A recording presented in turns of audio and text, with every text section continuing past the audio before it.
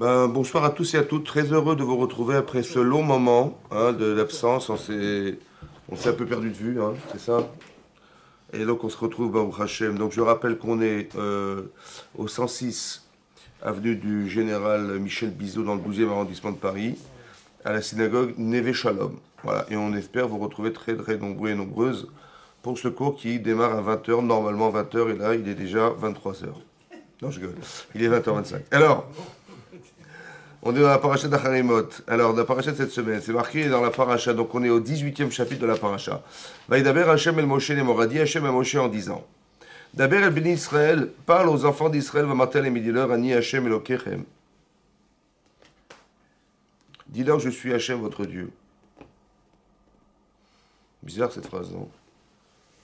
Alors, Rachid expliquait, qu'est-ce qu'il a voulu dire Hachem. Dis-leur que je suis Hachem. Alors, Rachid expliquait. Alors, Rachid expliquait, il est où Rachid? Voilà. Il dit comme ça Ani ou Sheamarti Bessinaï. Ani, je suis celui qui a dit Bessinaï sur le mont Sinaï. Anochi Hashem Elokecha. Quand il a dit ici, je suis Hachem, votre Dieu, il dit, c'est celui qui vous a dit, je suis Hachem, ton Dieu. Veki baltem alayim malchuti, et vous avez accepté ma royauté. Oui. Lorsqu'Hachem s'est dévoilé sur le mont Sinaï, le 6 Sivan, il a dit le premier commandement, il a dit Anochi Hachem Elokecha. Ça veut dire quoi? Je suis Hachem, ton Dieu. Ça va? Ça vous touche ou pas? Ça vous touche, mesdames, ou pas? Non? C'est ça. Il n'a pas dit, je sais pas, vous êtes le bon Dieu. Alors, imaginez, vous êtes un peu le bon Dieu. Ça vous arrive à vous imaginer, vous êtes le bon Dieu. Hein? Vous avez créé le monde, vous êtes une puissance extraordinaire. Et vous avez sorti les Israël d'Égypte, vous allez proposer les mitzvot aux enfants d'Israël. Et vous dites, écoutez, voilà, c'est une proposition que je vous fais de faire les mitzvot pour atteindre le monde futur et on se retrouve très amétim tous ensemble sur terre. Mais bon, il va falloir me servir. Alors il va falloir faire des mitzvot. Moi j'aurais imaginé qu'Hachem aurait dû dire, vous êtes dorénavant mes serviteurs. Oui, parce qu'on fait des mitzvot pour Hachem. C'est ça ou pas? C'est ce qu'il a dit?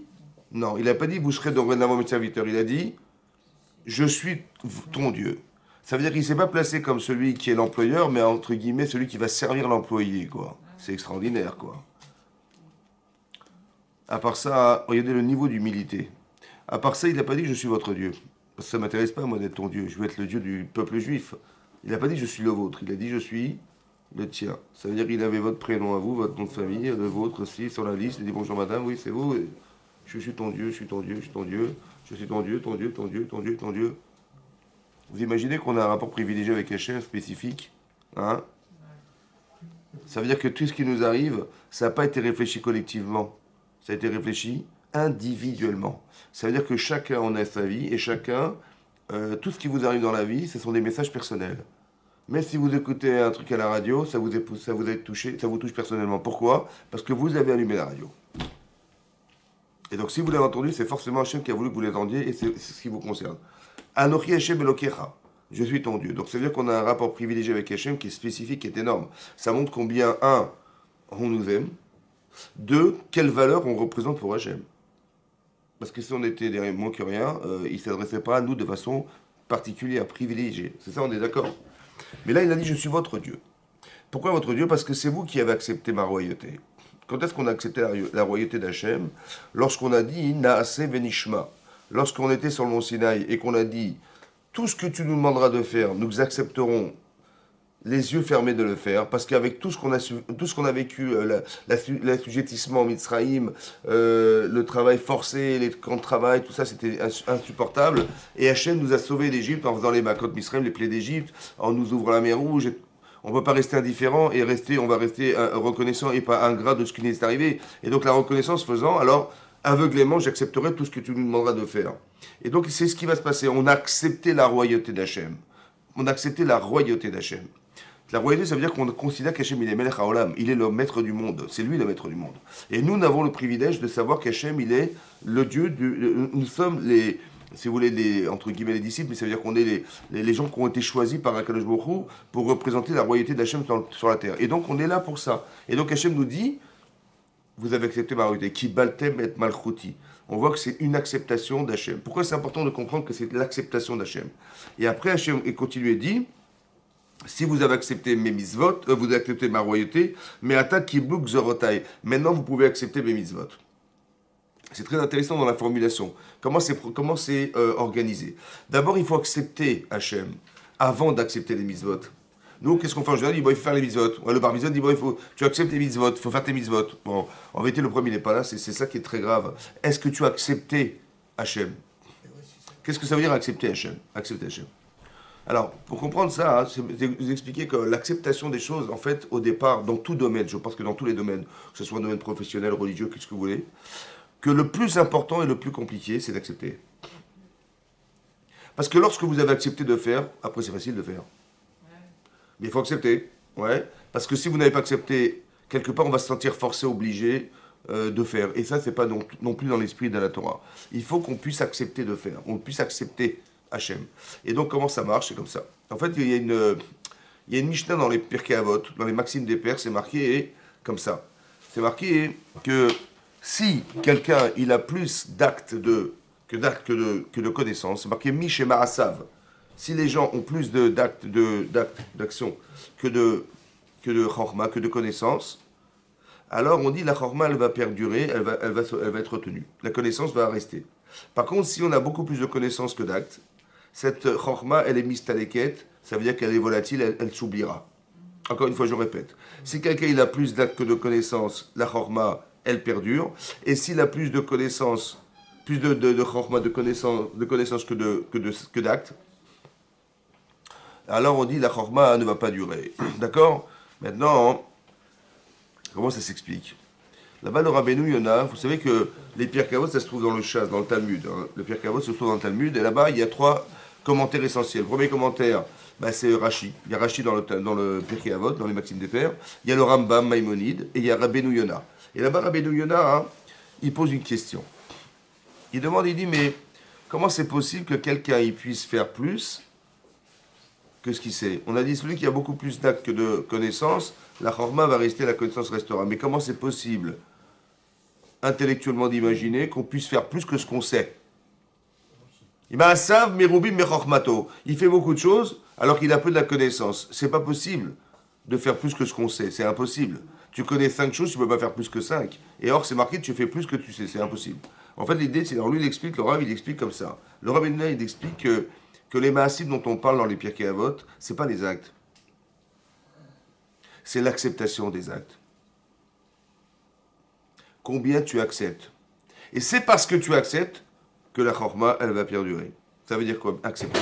C'est comme tu veux faire un métier. Ouais, tu t'engages dans un métier. Il y a des gens qui font des études, ils passent des concours. Mais pourquoi faire? Parce que le concours, c'est une sélection. On va sélectionner les élèves. Alors on dit, vous savez, pour rentrer dans cette école, il faut faire un concours. Pour rentrer à l'Eshiva, il faut faire un concours, etc. Maintenant, il va préparer son concours. Et merci beaucoup, Yves. Il va préparer son concours. Ouais. Et donc, comme des gens qui font première année de médecine, ils préparent des concours d'entrée en médecine et d'entrée en deuxième année. Qu'est-ce qu'ils font? Ils bossent comme des fous, ils apprennent par cœur des livres. Ils ont une capacité mentale à retenir des connaissances qui est énorme. Après, ils passent leurs examens, d'accord? Allez leur demander après coup, qu'est-ce qu'il leur reste comme connaissance après ça? Pas rien, mais la moitié a disparu. Ça veut dire qu'ils ne retiendront pas toutes les connaissances. Pourquoi? Parce que cet examen n'est pas là pour accepter d'être un médecin. Je ne veux pas être médecin, je veux juste qu'il y ait une compétition qui se crée entre nous et il faut absolument sélectionner des élèves. Sur 2000, on va prendre 200. Voilà. Alors il faut qu'on fasse partie des 200 premiers pour pouvoir accéder en deuxième année de médecine. Et donc qu'est-ce qui va se passer? La connaissance, elle va servir à sélectionner les personnes. Mais il n'y a pas de support à la connaissance. Par contre, si la personne va devenir médecin, par contre, si elle va devenir ingénieur, parce qu'elle va devenir X métier, pour que tu sois médecin, il faut que tu saches faire un diagnostic, il faut que tu connaisses les médicaments par cœur, etc. Sinon, comment tu vas soigner les gens? Il dit à ce moment-là, évidemment, il y a la base, la Kabbalah, l'acceptation du métier que je veux faire, il va forcément devoir recevoir la connaissance qui va avec pour pouvoir que je puisse exercer ce métier, on est bien d'accord. C'est ça l'acceptation des actes. Vous avez compris? C'est ça les marasim, merubim, mechokmato. Il faut que tes actes ils soient plus importants, ça veut dire combien tu acceptes d'être. Et c'est parce que tu acceptes d'être que là, la connaissance, elle va pouvoir rester et résister. Mais si tu n'acceptes rien, alors on peut se rentrer dans ta tête des informations, ça ne servira à rien parce que tu ne retiendras rien. Vous avez compris, c'est ça que voulait dire le Père Kavot. D'abord, il faut que tu acceptes la Torah. D'abord, il faut que tu acceptes Hachem. Et après que tu l'as accepté, alors tout ce que je vais mettre avec, si tu veux être une femme juive cachère, comment tu vas faire? Mais d'abord, accepte de l'être. Si tu veux être un homme juif cachère, ben accepte de l'être. À partir du moment où tu acceptes, dis, ah, je vais demander au Rav, tiens, qu'est-ce qu'il faut savoir, qu'est-ce qu'il faut faire. Et quand je sais, est-ce que c'est vraiment ça que j'ai appris? Est-ce que c'est vraiment comme ça qu'on doit faire l'épisode? J'ai la Hirat Shamayim qui va avec, pourquoi? Ben parce que j'ai envie d'être cette personne. Vous avez compris? C'est comme à l'école, des enfants qui ne réussissent pas forcément. C'est des enfants, en vérité, ben vous voyez, ils font les clowns, ils s'amusent, ils font les idiots, ils jettent des cris sur les profs, ils font les imbéciles, ouais. Et on dit, mais bon, qu'est-ce qu'on peut faire, les pauvres, hein, les pauvres skinny. Alors on dit, bah, c'est pas grave, tu sais quoi, on va organiser le soir des cours particuliers. Comme ça, ils rattraperont le temps perdu, c'est vrai. Ils ont raté les cours, ils n'ont pas les formations super. Et donc, qu'est-ce qu'on fait? On donne des cours particuliers à ces enfants pour les faire rattraper les cours qu'ils ont ratés. C'est ça qu'on fait en général. Bon, est-ce que c'est ça qu'il faut faire? Non, qu'est-ce qu'il faut faire? Il faut faire? Hein? Ils acceptent quoi? Il faut qu'ils acceptent d'être étudiants. Il faut être un étudiant. T'as accepté d'être un étudiant? Non. Est-ce que tu as accepté le rôle de l'école? Non plus. Est-ce que tu as accepté le rôle du prof? Est-ce que tu as accepté, comment dire? Est-ce que tu as accepté de respecter celui qui va t'enseigner X matière? Vous avez compris? L'acceptation des choses. Est-ce que tu es un étudiant ou tu n'es pas étudiant? Ben non, manifestement non, parce que tu crois que c'est une cour. On est en plein de cours de récréation là, on jette des crayons, ça, mais ils ont fait les clowns. Mais tu es à l'école là? Oui, je suis à l'école, mais est-ce que tu as compris ce que c'est qu'une école? Est-ce que tu as accepté d'être un étudiant? Mais dès l'instant où tu as accepté d'être un étudiant, et puis évidemment, tu vas être studieux, tu vas essayer, tu vas absorber la matière, tu vas essayer de comprendre la logique de la matière, tu vas essayer de comprendre plus en profondeur, tu vas être plus assidu, tu vas vouloir avoir des bonnes notes. Tout ça, c'est l'acceptation. Combien tu acceptes? Hachem dit d'abord accepte que je suis roi. Et à partir du moment où tu acceptes que je suis roi, alors on peut engager les mises votes. Mais sans acceptation, c'est pas possible. C'est tellement important, et c'est fondamental dans le judaïsme en particulier, que là-bas c'est marqué la Gemara dans Baba Kama qui dit que si quelqu'un, c'est connu, la Gemara dit que si quelqu'un, il a voulu faire une mitzvah, d'accord, il a eu un cas de force majeure. Ça veut dire qu'il n'a pas pu la faire. Par exemple, quelqu'un, je ne sais pas, imaginez-vous, vos parents, ils ont passé Shabbat chez vous, et puis ils ont malheureusement oublié leur valise à la maison. D'accord? Et ils sont partis à Marseille, alors que vous habitez Paris. Et ils vous téléphonent, ils vous disent, vous savez, tu dis, mon chéri, voilà, j'ai oublié ma valise, elle était dans la chambre. Je dis, ah, attends, je vais aller voir. Ah oui, effectivement, elle est là. Il dit, écoute, ça tombe très bien. Tu as une mitzvah kibboud avaim, de respecter, d'honorer tes parents. J'ai des amis qui sont à Paris, qui viennent à Marseille. Si tu peux les retrouver à la gare de Lyon, et tu leur remets la valise, et je retrouverai ma valise. Il dit, ah, aucun problème, papa, j'y vais. Mais ils partent dans 1 heure. Ah, ok, mais il n'y a pas de problème, je rejoins la gare de Lyon. Il prend sa voiture, il roule, bon, il met la valise, il roule, il arrive, et donc il roule, les embouteillages, il voit que le temps passe, etc. Il y a eu un accident de voiture, bah, il est embêté, il essaie de contourner, hein. Il lui reste 2 minutes, 3 minutes, il dépose la voiture n'importe où, il court sur le quai, il prend la valise, il court, et puis il arrive, il voit, et puis ça commence à sonner, et puis il voit le train, les portes se ferment, et puis il est là, il a raté l'occasion. Voilà. Il est là comme un idiot, il est là comme, qu'est-ce que j'ai... Et comment je vais faire? Bon, il est plein à son père, il dit, je suis désolé papa, j'ai raté le rendez-vous. Il dit, c'est pas grave, c'est comme si tu l'avais fait. Hachem dit, celui qui a fait la mitzvah, celui qui a voulu faire la mitzvah, qui n'a pas réalisé, hein, ouais, il aura le salaire de la mitzvah. Qui il loue comme si qu'il l'avait faite. Maintenant, il faut juste comprendre une chose. Il a fait ou pas la mitzvah? Dites non, dites non. Non, il n'a pas fait. Est-ce que c'est logique, quelqu'un, hein, un employé, il va voir son employeur, ouais, il dit, écoutez, je suis désolé, écoutez, le type, il était malade pendant 3 semaines, ça va? Il est tombé malade pendant 3 semaines, et il espérait évidemment que à la fin du mois, il ait son salaire complet, alors qu'il a raté 3 semaines de boulot. Puis il se rend compte qu'il n'a qu'une semaine de salaire. Il dit, je comprends pas, mais qu'est-ce que je peux y faire? Je suis tombé malade, c'est un cas de force majeure, ouais, et le patron, il paye ou pas? Non. Pourquoi? Parce que, bon, vous êtes malade, je veux bien, mais nous, on veut des résultats. Le résultat de l'entreprise, il faut des résultats, vous n'avez pas de résultats. Vous n'êtes pas là, vous n'étiez pas là. On n'y peut rien, c'est malheureux, mais c'est comme ça. On vous donnera une semaine de salaire. Sur le mois, une semaine de salaire. Mais Hachem, il paye le salaire. Comment c'est possible? Comment c'est possible qu'Hachem, il paye sur une potentialité de choses alors que rien ne s'est réalisé? Normalement, la mitzvah, il faut la faire. Tu l'as pas faite, tu l'as pas faite. Mais il n'a pas fait, mais il a eu un cas de force majeure. Il dit, c'est comme si qu'il l'avait fait. Comment? Même lui aussi était malade sur son lit, il avait l'intention de venir au boulot. Hein. Il avait l'intention, mais il n'était pas là. C'est ce que dit Rachid là-bas, Rachid de la Sécu. Hein. Là, je rigole. Hein? L'intention vaut l'action. Hein? L'intention vaut l'action. Vaut l'action, mais comment c'est possible? Alors écoutez-moi bien, je pense que la réponse est d'expliquer Hachem il paye parce que. La marche mal. Ouais, mais c'est pas ça, c'est l'acceptation. Il est en vérité apte à le faire, c'est ce qui compte. Vous avez compris? Maintenant, ce que va faire l'acte, c'est d'entériner une acceptation personnelle. Mais si tu as accepté d'être, ça me suffit. Vous avez compris ce que je veux dire? Ça me suffit que tu sois en aptitude à. Parce qu'après, tout ce que je vais te donner, c'est sûr que tu vas l'absorber. Vous avez compris ce que ça veut dire? Ça veut dire qu'il y a une différence fondamentale entre accepter la mitzvah et réaliser la mitzvah. D'entériner la mitzvah en faisant, ça a une autre incidence psychologique sur la personne. Mais je parle que l'essentiel, c'est l'acceptation des actes. C'est ça que dit Akadosh Baruch Hu ici. Qui baltem et malchuti, vous avez accepté ma royauté, alors je peux vous proposer de faire les mitzvot. C'est ça. Anochi Hashem Elokechem, je suis votre Dieu. On continue, c'est quoi? Rachid expliquait, il dit comme ça. Rabbi Omer, Galoui Viadou Alefanav. En fait, il était connu et reconnu devant Hachem, et su devant Hachem, chez Sofan Minatek Barayot, Bime et Ezra. Là-bas, c'est sûr que Hachem, pourquoi Hachem a écrit Anochi Hachem Elokechem ici? Parce que c'est sûr qu'à l'époque de Ezra Sofer, donc l'époque d'Ezra Sofer, c'est juste avant qu'on ait construit le deuxième temple. Vous voyez, qui c'est qui a été à l'initiative de ça? C'est Ezra Sofer. Qu'est-ce qu'a fait Ezra Sofer qui vivait en Babylonie? Parce que vous savez que lorsque le temple a été détruit, on a été exilé en Babylonie, ouais. Et donc, qu'est-ce qui s'est passé là-bas? Donc, on a vécu 70 ans quand même à Babel, et il a décidé d'organiser la Aliyah des gens de Babel pour reconstruire le Beth Amikdash. Mais avant cette Aliyah, qu'est-ce qu'il a fait? Il a scanné carrément toutes les personnes qui étaient présentes. Savoir qui était juif, qui n'était pas juif, qui était kasher, qui était Cohen, qui était Lévi, qui était Israël. Ils veulent absolument savoir. Pourquoi? Parce qu'il fallait qu'on monte en Israël et savoir exactement qui était et qui n'était pas, pour marier les gens entre eux, pour Birkat Kohanim, je ne sais pas moi, voilà tout le travail qui devait être fait. Et il y a beaucoup de gens qui étaient mariés avec des goyotes, qui avaient épousé des goyotes, donc les enfants étaient goy. Il y a beaucoup de gens qui étaient des goïms et qui travaillaient en tant qu'employés chez des Kohanim et qui mangeaient la terouma. Et ils n'étaient pas juifs. Mais on avait tellement été habitués à les voir dans les granges récolter la terouma qu'ils se sont fait prendre pour des Kohanim. Vous avez compris? Alors qu'ils n'étaient pas juifs, etc., etc.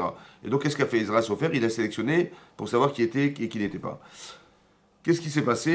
Et lui, Rachid nous explique qu'à l'époque d'Ezra Sofer, donc les gens, ils étaient tombés dans l'adultère, dans la débauche.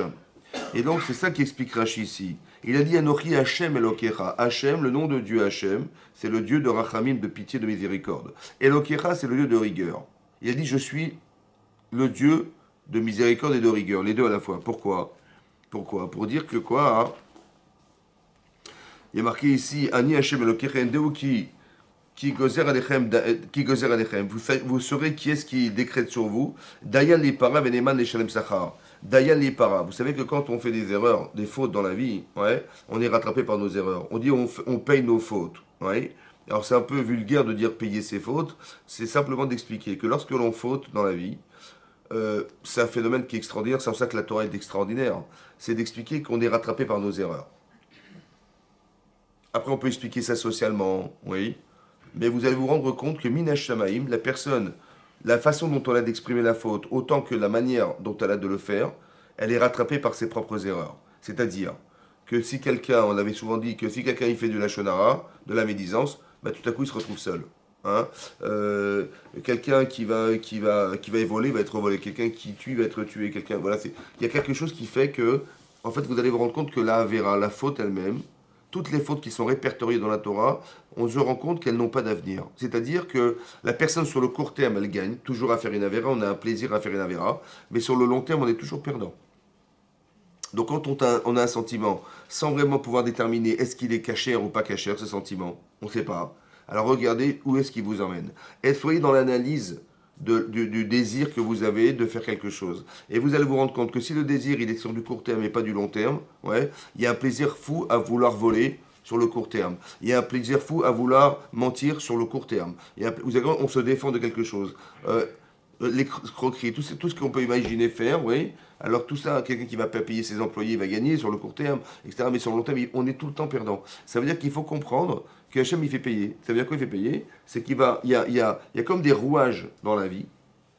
qui font qu'on ne peut pas échapper à l'organisation qu'a fait Hachem à travers le monde, à travers la Torah. C'est-à-dire que quand Hachem, au départ de la création du monde, il regarde la Torah et il crée le monde, ça veut dire quoi qu'il regarde la Torah, il crée le monde? Il faut savoir que le monde, il est géré par la Torah. Tu ne pourras jamais aller contre ces lois, puisque c'est elles qui font que le monde est monde. C'est ça que ça veut dire.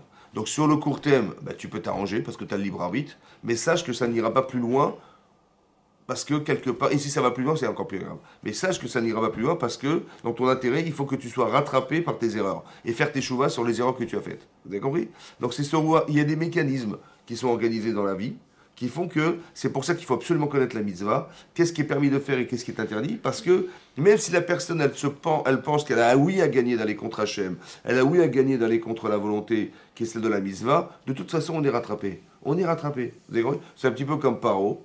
Ouais, il a entendu des astrologues qui ont dit que le sauveur d'Israël allait naître, mais qu'il allait mourir dans l'eau. Alors qu'est-ce qu'il fait Paro? Il dit bah, c'est simple, il faut noyer tous les enfants qui vont naître et on va faire ce qui est marqué dans le ciel. Puisque le sauveur d'Israël doit mourir par l'eau, alors on va noyer les enfants. Bon, et c'est ce qu'il a fait. Il a noyé les enfants. Qui c'est qui l'a rattrapé le sauveur d'Israël? Bah, c'est sa fille. Parce que sa maman, qui était Yocheved, à Moshe Rabbeinu, au bout de 3 mois, après 3 mois après 3 mois de la naissance de Moshe, parce qu'il est né prématurément, Moshe Rabbeinu, elle a pris son bébé, elle l'a mis dans un berceau, elle l'a jeté dans le Nil. Elle l'a mis dans le Nil. Qui c'est qui l'a récupéré? Ben, Bithia Bat Paro, la fille de Pharaon. Et qui c'est qui l'a élevé? Ben, c'est Pharaon. Vous imaginez ou pas? Ça veut dire que, quoi que tu fasses, Hachem il s'arrange. Vous avez compris ce que je veux dire? Tu dis, ouais, je veux le noyer, mais finalement, il a grandi chez lui. Un truc de fou, quoi. Mais on peut pas, vous avez compris, ça sert à rien d'essayer d'aller contre. Et c'est ça qui est marqué. Que tu vas t'arranger avec moi, ça ne marchera pas. Et si tu veux faire pour le bien, alors je serai là pour payer le salaire de tes mitzvot. Ne t'inquiète pas. Je suis Néhéman, je suis fidèle. C'est ça que dit Hachem. Ensuite, c'est marqué Kemase Eretz Mitzrayim Asher Yashav Temba Lo Ta'asu. De répéter ce qu'ont fait les Égyptiens, ne le fais pas. Ou Kemase Eretz Kenaan, et de refaire ce que les gens de Kenaan, les Cananéens, ont fait en Israël. Asher Atam Anim Evietrem Shama. Là où je vous amène, là on est dans le désert, on sort d'Égypte, d'accord? Je vous amène en Israël. On sort de l'Égypte, on sort d'un pays qui était complètement corrompu, qui était l'Égypte. Et on va rentrer dans un pays qui est aussi corrompu, qui s'appelle Eretz Kenaan, qui était le pays d'Israël dans lequel on va pouvoir y vivre. Mais il dit attention, là d'où vous venez, je ne veux plus que vous fassiez comme eux. Et là où vous allez aller, je ne veux pas non plus que vous ressembliez à ce qu'ils ont fait. Ne copiez pas ce que vous allez voir. Et dans leur loi, n'allez pas non plus. Alors de quoi il s'agit? Alors Rachid expliquait. Pourquoi ces deux pays en particulier, l'Égypte et Eretz Kenaan, qui va devenir la terre d'Israël? Pourquoi ces deux pays en particulier? Alors Rachid expliquait. Magid, ça nous apprend, on nous dit. Sachez que l'attitude qu'ont eu les gens d'Égypte, les habitants de l'Égypte, les Égyptiens, autant que les gens de Canaan, était la pire manière de vivre. Quand je dis la pire manière, c'est-à-dire la plus grande débauche qui pouvait exister dans le monde, c'était ces deux pays. Le Torah de Kohanim, le Midrash Torah de Kohanim, il explique ici, il dit que les Mitzrim, les Égyptiens, ouais, ils étaient bien sûr dans l'adultère évidemment, mais à part ça, dans l'homosexualité et dans la zoophilie. Ça veut dire carrément, voilà, ça c'était les Égyptiens, ça. Mais il faut savoir que les Cananéens, mais pourquoi on nous a cité les deux? Pour dire, Votoma comme Yeshua Israël. Par contre, les gens qui vivaient en Israël, Mekul Kanim Inakol. Eux, ils étaient encore pires que les Égyptiens, ceux qui étaient les Eretz Kenaan. Ça veut dire, on vient d'Égypte, qui était un pays mais carrément corrompu, hein, qui était carrément dans la débauche. Et on va aller dans un pays qui est encore pire que ça, qui s'appelle Eretz Kenaan. C'est marrant qu'on est passé par l'extrême en Mitzrayim, en Égypte, et on va rencontrer des gens, ouais, on va devoir se confronter dans un pays où c'est encore pire que là d'où on vient. Mais comment ça se fait qu'on on nous fait naître dans ces endroits pareils, et on nous demande d'aller vivre dans un endroit qui est encore pire que le premier? C'est ça qui a marqué. Pourquoi on a cité ces deux pays, ouais, ces deux nations qui sont Mitzrayim et Canaan, pour dire que là, bah, c'est les deux pires du monde entier. De tous les Homot Haolam, de toutes les nations du monde, c'est les pires. Et on vient de Mitzrayim, où là-bas, je vous ai cité le Torah de Kohanim, où c'était une débauche effroyable. Et en plus, on va aller dans un pays encore pire que ça. Mais Kol Kanim Bioter. Encore plus grand débauche que la première. Pourquoi c'est comme ça? Alors peut-être pour comprendre ça, il faut comprendre comme ça. Voilà. On va recevoir la Torah. Après, ça va expliquer un peu le cours de ce que je vais vous dire. Peut-être qu'il y a quelque chose de magique dans la Torah. C'est que l'étude de la Torah peut assainir les personnes. Ça va? Mais ça peut aussi assainir l'atmosphère dans laquelle on vit. Pourquoi je parle d'atmosphère dans laquelle on vit? Parce qu'on a vu dans la parachate noire, hein, vous vous rappelez dans la parachate noire, il y a marqué Ketz kol basar balefanai. Ketz kol basar, a dit Hachem, toute limite de vie d'homme est arrivée devant moi. Toute limite. Ketz kol basar, la fin de tout être vivant est arrivée devant moi. C'est quoi cette limite? Il a dit, c'est aussi marqué Vatimale haaretz Hamas. La terre était pleine de vol. Hamas, c'est le vol. Le Hezbollah, le vol. Mais non. Ketz kol basar balefanai. Dit la Torah, hein, Ketz kol basar. La limite de toute chair est arrivée devant moi. Vatimale haaretz Hamas. La terre était pleine de vol. Et donc Hachem a décidé de déclencher le déluge. D'accord? Et pour ça, il a demandé à Noah de fabriquer une arche de Noé, ouais, qui allait permettre à ceux qui pourraient éventuellement échapper au déluge de pouvoir entrer dans l'arche de Noé. C'est ça? Ça veut dire quoi la fin de toute chair? Ça veut dire quoi? La terre était pleine de vols. Non, elle était pleine de voleurs. De voleurs. Pourquoi de vol? C'est quoi le vol? Le vol, c'est la notion. Les voleurs, c'est les individus. C'est quoi la notion? Et pourquoi Hachem il a déclenché le déluge? Il fallait simplement faire que les gens qui sont corrompus, qui ont fauté, ils disparaissent. Et ceux qui n'ont pas dit fauter, ils subsistent. Non, c'est ça qu'il fallait faire, non? Pourquoi il a noyé la terre? Pourquoi il a noyé la terre? À quoi ça sert? Parce que l'atmosphère. L'atmosphère. Ça veut dire comme ça. Si Hachem, il avait laissé partir, disparaître ceux qui avaient fauté et laissé vivants ceux qui n'avaient pas fauté, ceux qui n'avaient pas fauté, ils auraient aussi fauté. Vous savez pourquoi? Parce que dans l'atmosphère, la terre était pleine de vols. Vol, ça veut dire qu'on avait envie de voler. On avait envie de... Oui? C'est incroyable. C'est-à-dire que quand on fait une avéra, on ne se rend pas compte que se dégage de soi quelque chose. La limite de toute faute est arrivée devant soi. Ça veut dire que quoi? Ça veut dire qu'il y a comme si dans l'atmosphère, on arrivait à un seuil où c'était plus possible. Ça veut dire quoi plus possible? Plus possible de résister. C'est-à-dire que dans l'esprit dans lequel on se trouve, ouais, on ne peut plus résister, ça ne sert à rien. Qu'est-ce que fait Hachem? Il va balayer tout ça avec la mer. Il va noyer la terre. Et lorsque vous prenez la photo de la terre, lorsque le déluge a été déclenché et qu'il a recouvert toute la terre, qu'est-ce que vous voyez? Vous voyez la photo qu'on a trouvée au début de la création du monde.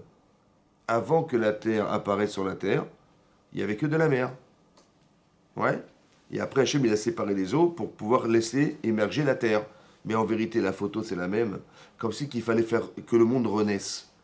Il fallait renaître. Et pour ça, hein, il fallait que on puisse évacuer cette... c'est un petit peu comme une femme qui va au mikvé. Oui. Bon, si elle a un petit cheveu qui est sorti de l'eau, il est caché son mikvé? Non. Pourquoi?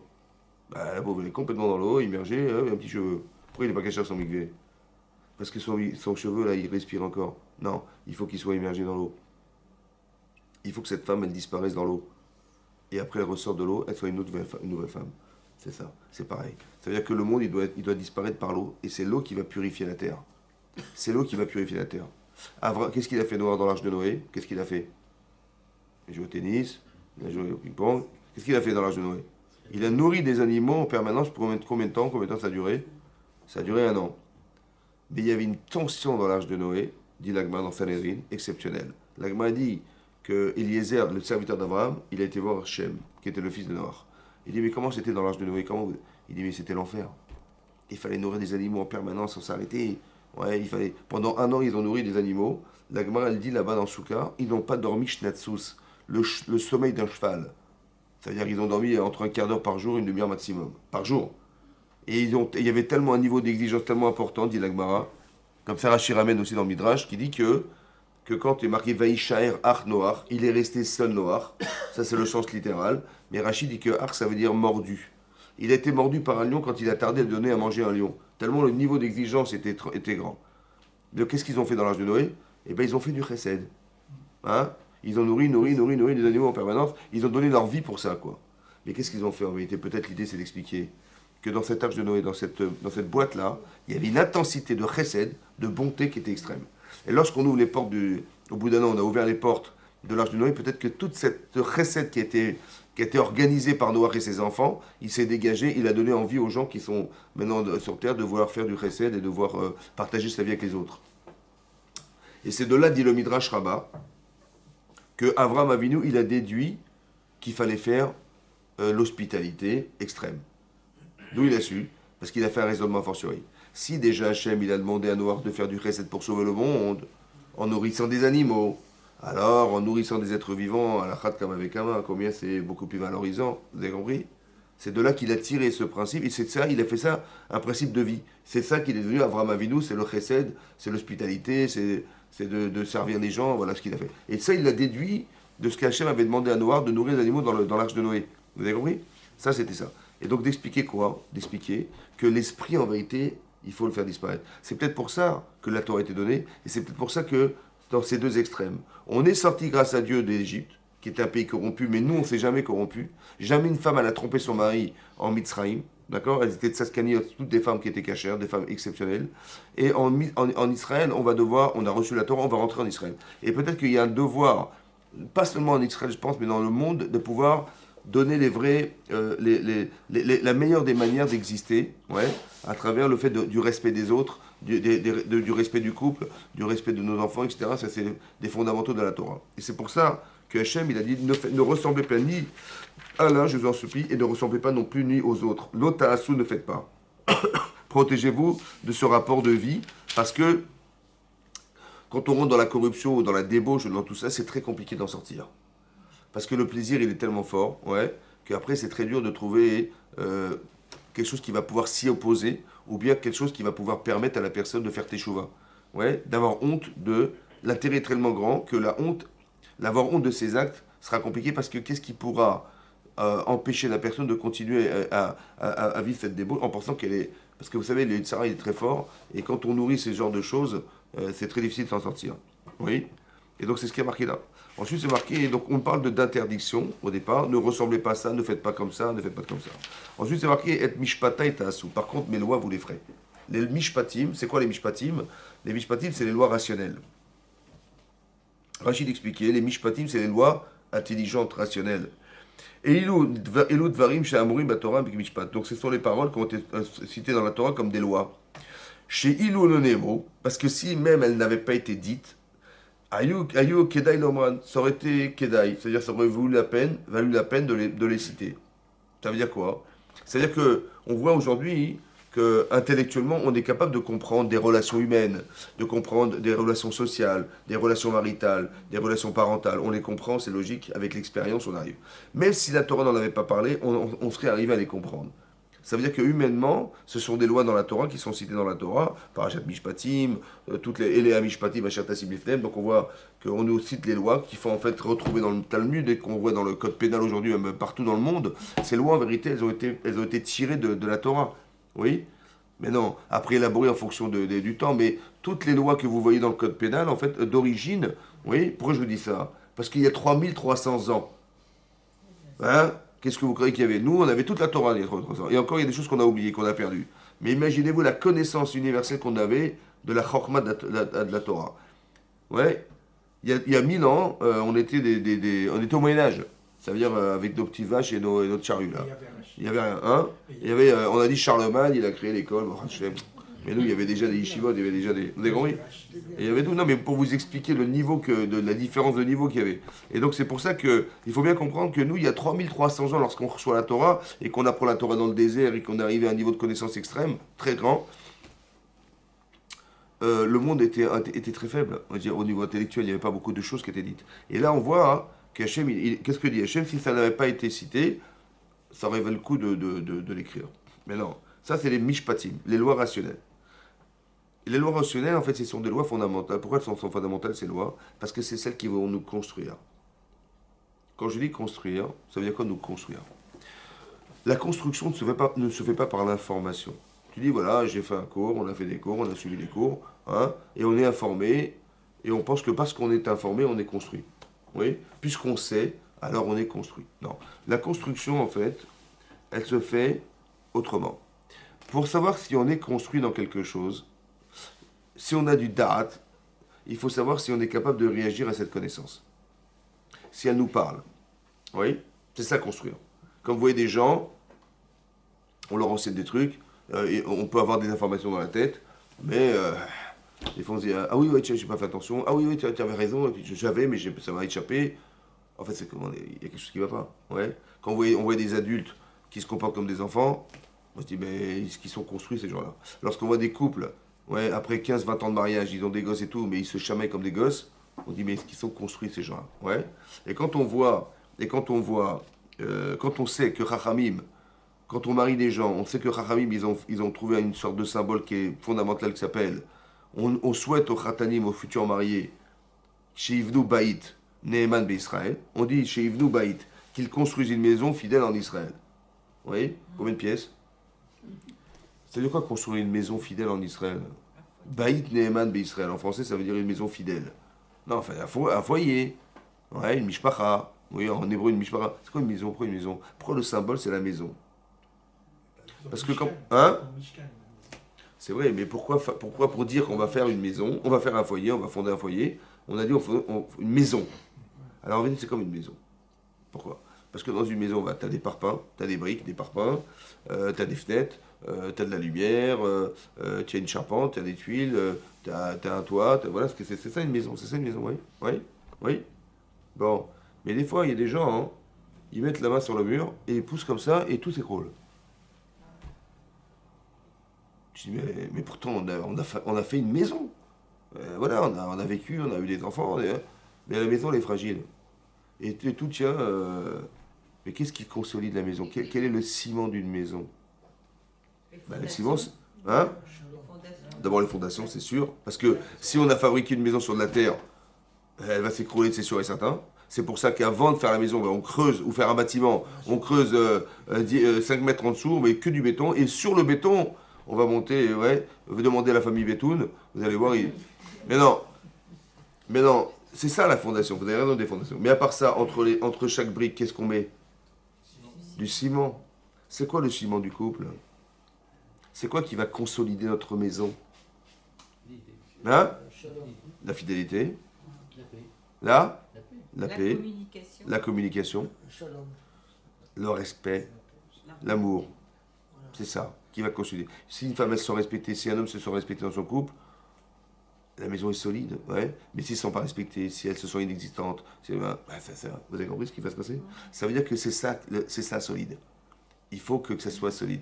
Et on comprend, et c'est ça les mishpatim. C'est ça construire des personnes. C'est leur expliquer dans les émotions que revêt l'événement, qu'est-ce qui va faire que les choses vont se faire de façon cohérente. Il faut qu'on soit des gens droits, il faut qu'on soit honnête, il faut qu'on soit franc, il faut qu'on soit, etc. Ce sont des choses qui sont pas seulement lues dans les livres, mais des choses qui soient ressenties. Oui? Parce que quelqu'un peut vous faire une philosophie sur l'honnêteté, et arrivant, il n'a pas de parnassus, il va aller vous voler quelque chose, je sais pas, vous avez compris? Ça veut dire qu'il n'est pas construit. C'est ça. Ça ne suffit pas de le savoir. Il faut que ça soit ressenti. Ouais? Que j'ai honte de voler, que j'ai honte d'escroquer, que j'aurais honte de mentir. À quoi ça sert de mentir? Alors, je vais y réfléchir. Des fois, ça m'arrange, parce que quand je mens, au moins j'ai gagné que les gens n'ont pas su. Ouais? Et puis, ça m'a permis d'échapper à avoir honte de ce que j'ai pu faire. Alors, j'ai menti, ça m'a arrangé. Bon, mais jusqu'à quand tu vas mentir? Hein? Vous avez compris? Ça veut dire que c'est ça. Ça veut dire que le sentiment de se dire, mais ça sert à quoi de mentir? À quoi ça sert de cacher ce que t'es? De toute façon, il faut bien que tu changes. Alors je dis, bon, je vais l'avouer, c'est pas grave. Vous avez compris? Et de là, je comprends que le sentiment que j'avais, ou la franchise, ou je sais pas quoi, ou de ne pas être ingrat, ou de ne pas être indifférent, ou de ne pas être égoïste, ce sont des choses. Donc c'est-à-dire que, est-ce que je suis construit ou pas? Je le sais, voilà, je le vois. Mais c'est ce sentiment qu'on veut créer. C'est ça, construire des personnes. C'est pas d'informer la personne, c'est de former la personne. Elle est formée à ça. Et donc ça s'appelle des mishpatim. C'est comme ça c'est ce qu'on appelle des mishpatim, des lois rationnelles. Ensuite, il y a marqué ve et chokota et tishmao. Il y a des lois aussi qui s'appellent des lois chokot, des lois irrationnelles. Vous avez dans la Torah des misvot qui sont inintelligibles, ouais, qui dépassent l'entendement humain. Comme par exemple, on veut dire, faut pas manger, mélanger, faut pas cuire le lait et la viande ensemble. Pourquoi? C'est comme ça. Il faut pas porter des vêtements de lin et de laine. Pourquoi? C'est comme ça. il faut pas, voilà là, Rachid donne ses exemples, de ne pas manger du jambon. Ouais, c'est interdit d'après toi. Pourquoi? C'est comme ça. Ouais. Pourtant, on espère qu'on fait partie de la tranche des jambons. Ben oui, c'est ce qu'on espère tous, hein. Mais pourtant, on peut pas en manger. Ouais. On dit des gens, oui, qu'ils sont Khazir Bichouva. Oui. Non, je rigole. Mais non. Khazir en hébreu. Mais non. Mais vous avez compris, c'est ça, c'est ça. Et donc, qu'est-ce qui se passe? En fait, il y a des lois irrationnelles. Rachid expliquait que quand il s'agit de choukim, de lois irrationnelles, inintelligibles, alors Rachid nous dit, ça c'est Dvarim Shem Gzerat Ameler, ça sont des décrets du roi. C'est-à-dire qu'Hachem, il me demande de faire des choses que je ne comprendrai jamais de ma vie. Bon. Chez Yetzerara, Meshiv Aleem, Lama Lanu Lishomran. Le Yetzerara, il va dire, mais à quoi ça sert de conserver des trucs, de toute façon, tu comprends rien. Ou bien, les Umot HaOlam, les nations du monde vont venir nous dire, Meshivim Alem, Kigon Achilat Razir, Levishatat Nez, ou Tarat Bechatat. Vous voyez, quelqu'un qui est impur, parce qu'il a touché un mort, qu'est-ce qu'on fait? On prend une vache rose, on la brûle, on récupère les cendres, on met dans un flacon, on met de l'eau, on prend du bois de Ezov, et on touille tout ça, et on asperge le type, le troisième et le septième jour, et au bout du septième jour, il est pur. Razak au balour. Mais comment c'est arrivé à ça? Ben, on a brûlé une vache rose. Pardon, j'ai pas compris. Tu brûles la vache rose, tu la mets dans. Vous n'avez rien trouvé d'autre, ça? Et j'ai juste pas compris. Le Kohen qui brûle, bah lui devient pur, hein. Mais il était pur, il devient impur. Et celui qui était impur, il devient pur. Allez comprendre le paradoxe entre celui qui veut rendre pur et qui devient impur, et celui qui était impur et qui devient pur. Ça s'appelle un chok, c'est irrationnel. Vous avez compris? Maintenant, pourquoi Hachem il a fait qu'on soit obligé de faire des mitzvot irrationnelles? On va dire comme ça. Si quelqu'un il est un peu débile, là, je vois. Si un type il est pas simple d'esprit, ouais, simple d'esprit. Mais bah, si Dieu l'a dit, il a dit, on fait ce qu'il a dit, hein. Mais ça va, ça te dérange pas? Non, ça me dérange pas du tout. Mais quelqu'un qui est un intellectuel, qui réfléchit, qui veut toujours essayer de comprendre, d'essayer de savoir pourquoi, c'est très très compliqué de faire un rock. Pourquoi c'est compliqué? Bah, c'est compliqué parce que tout à coup on te dit que ton cerveau il ne sert à rien. Et qu'est-ce qui est intelligent de faire quelque chose, de singer quelque chose sans comprendre? Hein? Tu dis, faut mettre les tefilines. Pourquoi c'est comme ça? Mettre les tefilines, d'accord, j'ai compris. Mais à un moment donné, je dis, mais attends, mais j'aimerais bien comprendre, mais tu peux pas comprendre. C'est au-dessus de tes moyens, c'est au-dessus de tout. Vous avez compris? Voilà. Intellectuellement, tu n'atteindras jamais. Mais pourquoi Hachem, il nous a créé la frustration, hein, de devoir faire des mitzvot sans les comprendre? Un petit peu comme, bon, il y a Christophe qui s'en va, là, il va faire le pot de départ. Christophe, connaissez Christophe? Il va faire son pot de départ, et puis ça fait 15 ans qu'il travaille dans la boîte, et puis il vous invite à venir participer à son pot de départ. Bon, il a acheté du champagne, il a acheté de la charcuterie, hein? Il a acheté de la charcuterie, tout ce qu'il a fait, bah, Christophe, ouais. Et donc, qu'est-ce qui se passe? Il dit, voilà, je m'en vais et tout, mais je compte sur toi, tu viens, tu viens.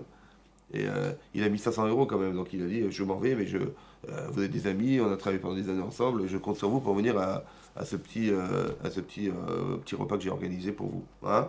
Bon, vous y allez ou pas? Ouais, on peut pas, hein, c'est pas caché, on peut pas y aller. Hein? Qu'est-ce qu'on lui dit? On lui dit quoi? Hein? Très bien. Je parle pas des saves, hein, je parle de. Hein? Bah, des fois c'est gênant, hein, parce qu'on les connaît bien, on est des amis, on a toujours rigolé ensemble, mais on mange jamais à la cantine ensemble, hein. Ah non, on mange dans la voiture. Ah ouais, faut voir. Les gens ils osent pas dire qu'ils sont juifs et tout, ça se fait pas. Hein? C'est fini? Alors c'est fini. Alors, mais bon, quelque part c'est gênant, parce que nous-mêmes on est gênés. Pourquoi on est gênés? Qu'est-ce que je vais lui dire? Et puis je vais commencer à lui expliquer, waouh, mais qu'est-ce que je vais lui expliquer? J'ai pas envie de rentrer là-dedans. Mais c'est un rock. Ah, mais je peux. Même moi je sais même pas quoi lui dire. Vous avez compris? Voilà. Qu'il a acheté de la charcuterie à la. C'est ça. C'est pas pire. C'est pareil. Alors vous avez compris, mais c'est ça le problème. Mais comment je vais faire pour lui expliquer? C'est très gênant, c'est embêtant. Ouais. Et Rachid nous dit, les nations du monde vont venir te poser la question, mais qu'est-ce que tu fabriques? Pourquoi les nations du monde? C'est intéressant, pourquoi les nations du monde? Parce que c'est marqué que la Torah, ichokmatrem ou binatrem les ne'amim. La Torah, elle doit être la chokma, la sagesse, l'intelligence aux yeux des peuples. Alors il dit là, on est fier quand on fait des mitzvot qui sont logiques et intelligentes, ouais, on est fier. Mais quand il s'agit d'expliquer à des gens qu'il y a des chokim, on n'ose pas en parler. C'est vrai ou pas? Et c'est ça que le gars il dit, mais attends, j'ai pas compris. C'était brillant ce que tu m'as dit, mais là je comprends pas. Qu'est-ce que tu fais là? Ben, la vache rousse, le truc, j'ai pas compris. Et le lait, la viande, non plus. Mais pourtant c'est bon le lait, la viande, pourquoi tu. Ah, c'est comme ça, on peut pas manger. Je dis, mais pourquoi tu fais ça? Ben, parce que Dieu m'a demandé. Mais justement, je voudrais comprendre pourquoi. Et on est incapable de lui répondre. Ça va? Et aussi l'Yetzara. C'est quoi l'Yetzara? La question du Yetzara, c'est quoi la question? Mais est-ce que ça vaut le coup de garder ça? Ouais. Comme il y a des gens, ouais, il y a des gens qui sont des libéraux. Vous connaissez les libéraux? Il dit, mais la Torah est intelligente. D'accord? Donc tout ce que tu comprends pas, tu mets de côté, mais il faut absolument moderniser la Torah. Vous comprenez? Il faut qu'on adapte la Torah au monde moderne. Alors on va mettre les femmes rabbins, on va faire des, on va mettre des juifs et des non-juifs dans la même synagogue et on va vivre ensemble, on va se marier ensemble. Pour éviter l'antisémitisme, comment on va faire? L'antisémitisme, comment on va faire? Bien obligé. Donc. Et ils s'inventent des trucs, quoi. Ils inventent une nouvelle religion qui ressemble au judaïsme, mais qui n'est pas le judaïsme. Qu'est-ce qui se passe? Et c'est ça que on arrive à des dérapages. Pourquoi? Parce qu'il y a des choukim. S'il n'y a pas de choukim, ou s'il n'y avait que des lois irrationnelles, bah ça c'est la religion, c'est comme ça. On va dire, c'est comme ça. Mais il y a les deux. C'est ça le problème, il y a les deux. Comment ça marche? Vous voyez qu'Avram Avinu, un jour, on lui a dit, alors qu'il avait rêvé et qu'il a réalisé son rêve d'avoir cet enfant qui était Yitzhak Avinu, 37 ans plus tard, on lui a demandé de le sacrifier en holocauste. Ça va? C'est rationnel ou irrationnel? Hein? C'est inhumain ce qu'on dit. C'est irrationnel. Irrationnel pourquoi? Parce que lui, il s'est battu toute sa vie pour éviter les sacrifices d'enfants. C'est vrai? Et on lui dit non, prends ton fils, sacrifie-le. On lui dit que lève les yeux au ciel, tes enfants seront aussi nombreux que les étoiles du ciel. Et il va tuer le seul enfant unique qu'il a. Incohérence. L'enfant qu'il aime, comme Hachem il dit, mais prends l'enfant que tu aimes et sacrifie-le en holocauste. L'enfant que tu aimes. C'est méchant. Hein? Vous avez compris ou pas? Comment Hachem il a fait une chose pareille? Pourquoi il a fait ça? Et n'importe qui aurait dit, ah là ça va trop, là c'est trop loin, je peux pas, je refuse. Et Hachem il a dit, quand Abraham il a accepté la Kéda, il a dit, Ata Yadarti, maintenant je sais, qui hier Elokimata que tu crains Hachem. Parce que le chassarta et binra, tu n'as pas épargné ton fils. Mais c'est très très très très compliqué ce qu'on lui demande de faire. Ouais, c'est un choc. Qu'est-ce que je réponds à ça? Et le Yitzhara, il lui dit, attends, tu vas pas tuer ton fils. Mais tu n'as rien compris, c'est pas ça qu'il t'a demandé, c'est pas possible, puisque tu veux bien qu'en le tuant, tu n'auras jamais cette descendance, etc., etc. Vous avez compris toutes ces questions qu'on se pose. En fait, la question du Yetzer, c'est la question que l'homme se pose. Quand vous dites, mais je ne vais pas pouvoir y arriver, mais comment je vais faire? Vous croyez que c'est vous qui pensez? Non, c'est votre carence qui est en vous qui vous fait dire. Mais c'est ça le Yetzirah. Si je savais, j'aurais pas de problème, mais je sais pas. C'est le problème, c'est que je comprends pas. Et donc tout de suite, je me dis, mais attends, mais c'est troublant. C'est ce que dit Rashi. Le Yetzirah, qui est interne, et les nations du monde, ils vont venir me voir. Ça veut dire que j'ai deux problèmes. J'ai un problème interne et un problème externe. Vous avez compris ça? Qu'est-ce que je réponds à Yetzirah? Hein? Alors je lui dis comme ça. Je lui dis, bah écoute, t'as raison. C'est vrai. Humainement, c'est complètement incohérent. Mais si t'as raison, et que donc je ne vais pas pouvoir faire ce sacrifice, évidemment, c'est incohérent. Oui, mais c'est que Dieu est incohérent alors. Puisqu'il m'a demandé de le faire. Je dis, oui, mais j'ai rien compris, hein. J'ai compris. Mais Dieu est incohérent? Non.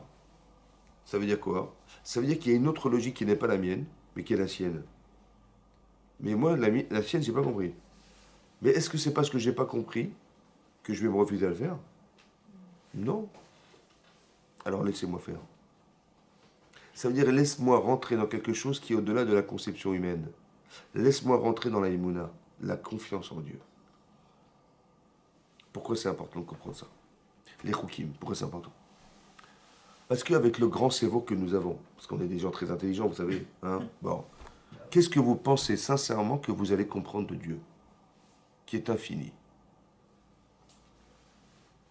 Qu'est-ce que vous allez comprendre? Hein? Poussière. Mais si moi je pense que si je comprends, je fais, si je comprends pas, je fais pas. C'est ça les mishpatim. C'est ça les mishpatim. C'est intelligent les mishpatim. Oui? Mais est-ce que vous croyez qu'on peut enfermer Hachem dans la raison qu'on peut donner au mitzvot? Alors qu'il est infini. Non. Alors Hachem il me dit comme ça. Construis ta vie avec des mishpatim. Fais comme Avraham Avinu jusqu'à 137 ans. Mais après tu verras que tu vas avoir une sorte d'épreuve qui va t'obliger à penser que Hachem il est au-dessus de tout. C'est-à-dire, faire un chok, c'est quoi faire un chok? C'est quoi faire une loi irrationnelle? C'est de dire, je vais faire la mitzvah. En vérité, je ne vais pas concentrer Akadosh Baruch Hu dans ce que je sais de lui ou de ce que je crois de lui. Mais je vais essayer d'élargir la capacité à le faire exister au-delà de ma conception. Pourquoi? Parce qu'à 120 ans, on va partir dans le Olam Haba. Combien il mesure le Olam Haba? Infini. Oui ou non? Alors, il faudrait que tu sois capable, de ton vivant, d'élargir l'éventail de conception que tu as d'Hachem, de l'accepter à l'infini, pour que tu puisses rentrer dans l'infini. Et ça, il n'y a que le Chok qui nous le permet. Vous avez compris ça? Pourquoi tu vas... Moi, si un gars il me dit, mais pourquoi tu mélanges pas le lait et la viande? Je dis, mais moi, j'ai pas la prétention de croire que je sais. Je n'ai pas la prétention de croire que je sais ce que c'est qu'Hachem. Donc s'il m'a dit de faire ça, dans sa logique infinie, ben, qu'est-ce que tu veux que je te dise? Évidemment que je vais le suivre. Vous avez compris ou pas? Et pas dire, ah non, on n'a pas compris. Ou alors je sais ce que c'est Dieu, moi. Hein. Il est gentil, miséricordieux. Il joue des trucs, des fois, des trucs horribles. Je comprends rien. Mais alors, il est où Dieu là-dedans? Vous avez compris? Je dis, ah, je vois bien qu'il n'existe pas, parce que s'il existait, il n'y aurait pas des choses si difficiles à vivre, hein, on est d'accord? Ah ouais, parce que toi, tu sais ce que c'est Dieu, toi. Hazak Ovalour. Hazak. On ne sait pas ce que c'est Dieu, d'accord? Donc, c'est pas parce que tu n'as pas compris que c'est pas lui. Vous avez compris la différence? Nous, on dit, mais on sait ce que c'est. Donc, si c'est pas ça, c'est qu'il n'existe pas. Mais tu sais pas ce que c'est Hachem. Tu sais pas ce que c'est Hachem. Ça va? On n'est pas capable de pouvoir savoir à l'infini ce que Hachurou, c'est vrai que ça sort des critères de ce que tu crois.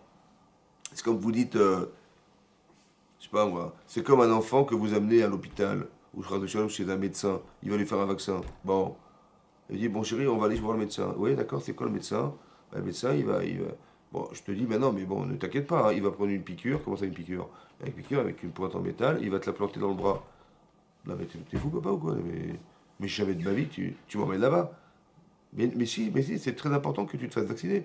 Mais papa, t'es fou, quoi, je vais pas me faire piquer quand même. Et le type, c'est un bourreau, ce type-là, il va me mettre un truc dans la... En fait, ce que je sais pas, c'est vrai que c'est douloureux, c'est vrai que c'est pas agréable à vivre, c'est vrai. Mais comme il est méchant le médecin, a priori oui. Et mon père encore pire, il est fou, lui. Carrément, il m'a amené chez un médecin pour me faire piquer. En fait, le problème, c'est que j'ai pas compris, quoi. Vous avez compris? Voilà. Et donc, si je savais que dans ce vaccin, il y avait quelque chose qui pourrait me soigner, m'éviter la polio, j'en sais rien, moi, j'aurais été au courant, mais je le sais pas. Mais c'est pas parce que je sais pas que je vais penser que mon père est un torturier et que ce médecin, c'est un fou furieux. Vous avez compris ou pas? C'est pas parce que t'as pas compris que c'est faux. Ou tu... Hein? C'est pas incompatible avec le Naasé Nishma? Le Rock? Les Rokim. Le contraire, au contraire. J'accepterai aveuglement ce que tu me demanderas de faire. Ça veut dire que même si je comprends rien, je le fais. Pourquoi c'est incompatible? Il y avait Nishma, il n'y a pas que... Hein? Il y a Nishma, je comprendrais. Ouais, c'est vrai, dans la limite de ce que je peux comprendre, mais quand je peux pas comprendre, c'est ça, c'est ce que j'ai accepté. Mais c'est ça que dit Hachem, vous devez accepter ma royauté. Alors vous allez accepter de faire ce que vous allez comprendre, et vous allez accepter aussi ce que vous ne comprendrez pas, pour que l'éventail de la capacité que vous avez de m'accepter soit entière. C'est ça les mishpatim et les chokim. Mais on va se rendre compte que même dans les mishpatim, même dans les lois rationnelles, il y a des chokim. Je vais vous expliquer pourquoi c'est comme ça. Parce que il faut que ça soit divin. Ça veut dire quoi que ce soit divin? Si les choses elles sont logiques et cohérentes, et vous les faites, ça va? Par exemple, je ne vais pas voler, ou je vais faire l'hospitalité, ce qui est une misva, ou une avéra de ne pas voler, je ne vais pas voler. Donc j'aurai le salaire de ne pas avoir volé, et j'aurai la misva d'avoir reçu des gens chez moi à la maison. Ok. Mais pourquoi tu l'as fait? Parce que ça me fait plaisir de recevoir des gens. Et puis de supporter, de mettre des vêtements volés, je ne supporterai jamais de ma vie. D'accord? Donc je ne porterai jamais un truc pareil. Donc... Mais c'est pourquoi? Parce que je ne supporte pas. Mais est-ce que c'est parce que c'est la mitzvah? Ou parce que humainement tu ne supportes pas? Est-ce que c'est parce que c'est la mitzvah? Ou parce que ça te fait plaisir humainement de recevoir des gens? Elle est où la frontière entre la mitzvah et tes intérêts personnels? Elle est où la limite? Je ne sais pas. Et ça c'est dangereux. Pourquoi c'est dangereux? Et c'est ça qui est compliqué dans le mishpat. C'est compliqué dans la loi rationnelle. Parce que je ne suis pas sûr que je le fais en tant qu'humain ou en tant que Ben Torah, quelqu'un qui est dans la Torah. Je ne sais pas. C'est pour ça que même dans le Mishpat, Hachem il a mis du chok. Même dans les lois rationnelles, vous allez vous rendre compte qu'il y a des choses qui sont irrationnelles. Par exemple, Avram Avinu, il va recevoir des anges à la maison. Ça va? En pensant que c'était des bédouins qui venaient dans le désert chercher l'hospitalité. Il va leur donner un peu à boire. Il va leur donner du lait à boire, de la viande à manger. Il leur a donné les cacahuètes, non, les gâteaux, etc. Et il les a mis à l'ombre d'un arbre pour les rafraîchir de la grande chaleur qui était torride à l'époque dans le désert.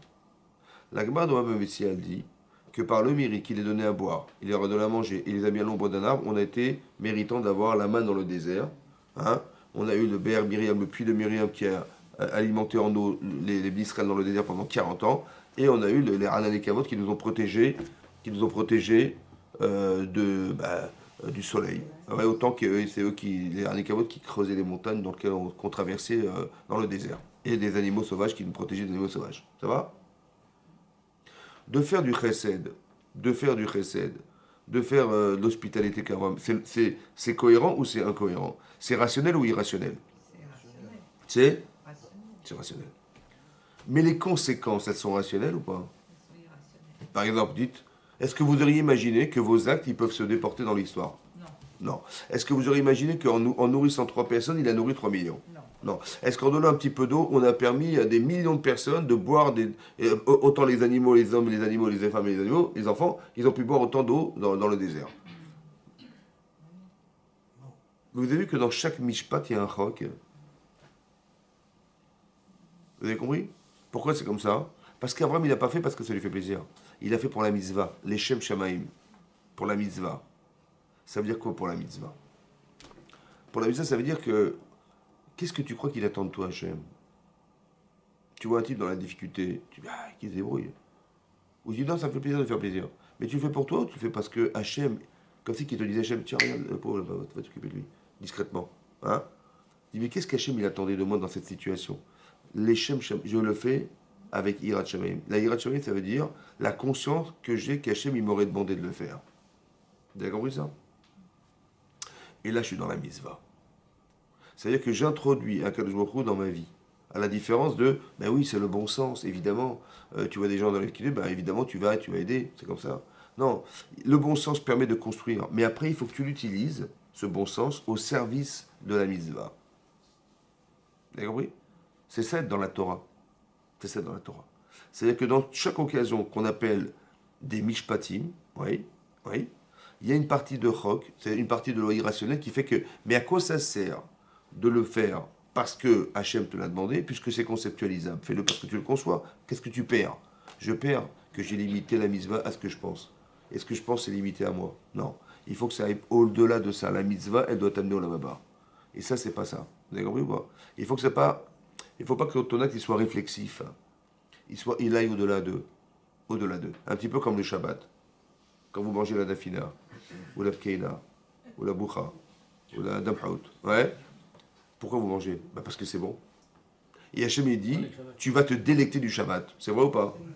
Mais pourquoi tu manges? Je mange parce que c'est bon. Mais pourquoi tu manges ce qui est bon? Parce que c'est Shabbat. Et alors quoi?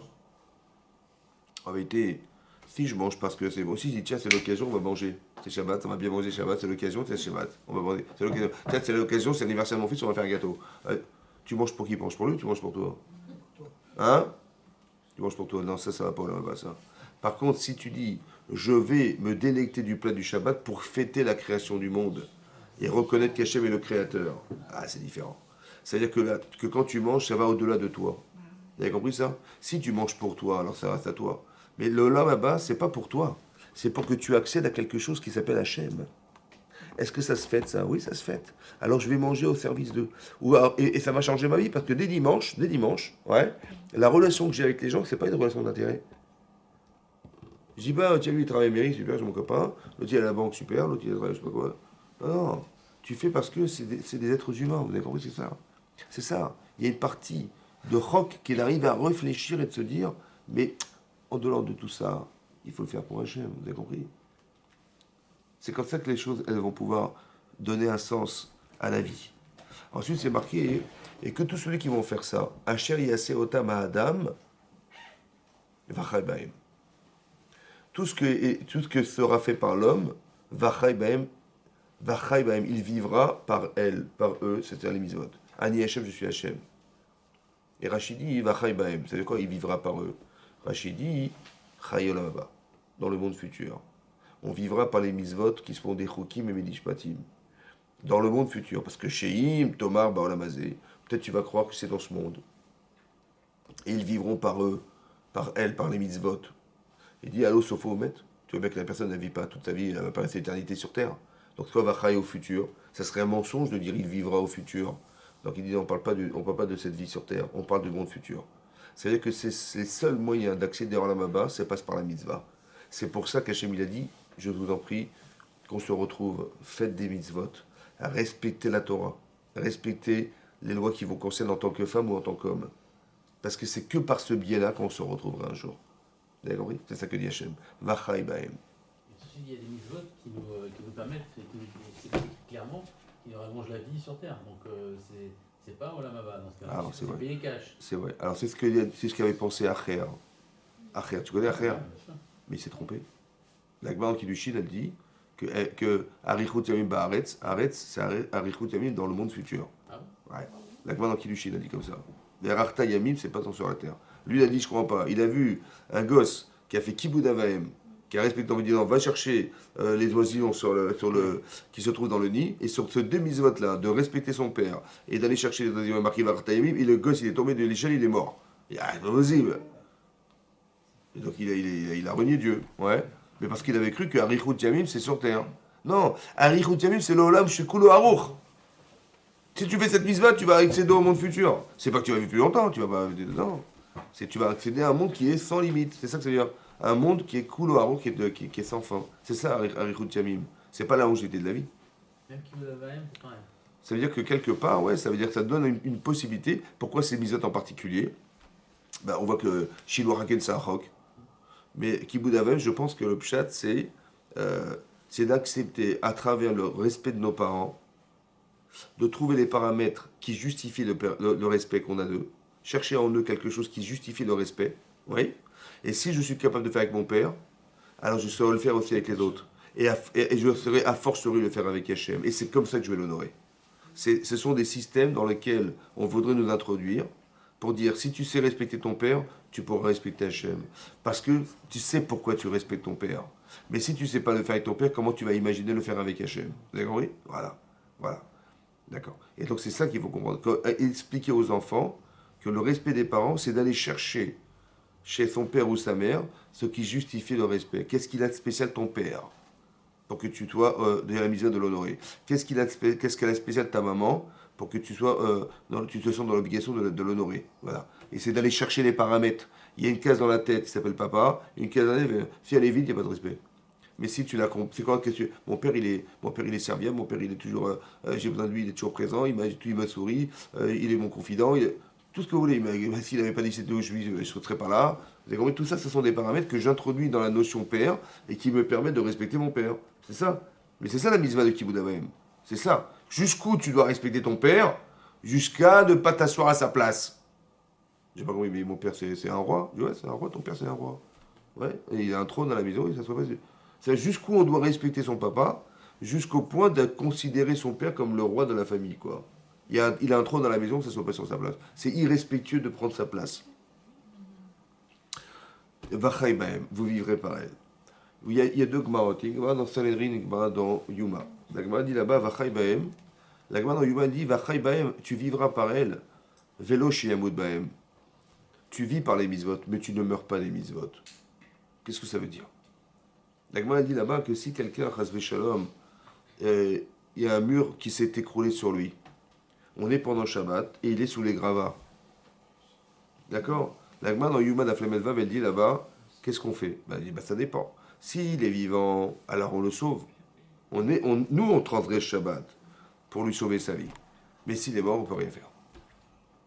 La Gemara dit, mais pshita, c'est évident que s'il est vivant, il faut le sauver. D'où tu sais? Vachaïbem. On vit par les mitzvot. On ne meurt pas des mitzvot. Tu dis, ah mais c'est Shabbat. Ah je suis désolé, je peux rien faire. On ne meurt pas des mitzvot. Il va pas mourir parce que tu vas respecter la Torah. De là, on apprend qu'on doit transgresser Shabbat pour lui sauver sa vie. Ça veut dire quoi transgresser Shabbat? Si quelqu'un, à l'époque du Beth Amikdash, il transgresse Shabbat, et que les témoins disent, mais c'est Shabbat, et ce travail est interdit, il fallait pas le faire, etc. Qu'est-ce qu'on fait de lui? Il est condamné à mort, ce monsieur. D'accord? Il était lapidé, c'est la pire des sentences qu'on peut appliquer à quelqu'un qui transgresse Shabbat. Oui? La pire des choses. Pourquoi c'est la pire? Pourquoi? Parce que de respecter Shabbat, c'est respecter toute la Torah.